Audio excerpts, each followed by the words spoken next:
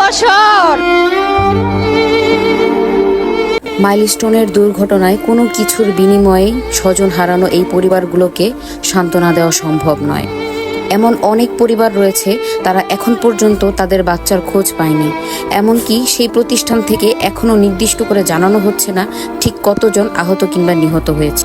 এর পরিপ্রেক্ষিতেই মাইলস্টোনের শিক্ষার্থীরা 6 দফা দাবি আন্দোলনের ডাক দিয়েছে। তাদের দাবিগুলো হলো নিহতদের সঠিক নাম ও তথ্য প্রকাশ করতে হবে, আহতদের সম্পূর্ণ ও নির্ভুল তালিকা প্রকাশ করতে হবে, শিক্ষকদের গায়ে সেনাবাহিনীর সদস্যদের হাত তোলা এই জঘন্য ঘটনার জন্য জনসমক্ষে নিঃশর্ত ক্ষমা চাইতে হবে, নিহত প্রতিটি শিক্ষার্থীর পরিবারকে বিমান বাহিনীর পক্ষ থেকে ক্ষতিপূরণ দিতে হবে, বিমান বাহিনীর ব্যবহৃত ঝুঁকিপূর্ণ ও পুরনো প্লেনগুলো বাতিল করে আধুনিক প্লেন চালু করতে হবে, বিমান বাহিনীর প্রশিক্ষণ পদ্ধতি ও প্রশিক্ষণ কেন্দ্র পরিবর্তন করে আরও মানবিক ও নিরাপদ ব্যবস্থা চালু করতে হবে,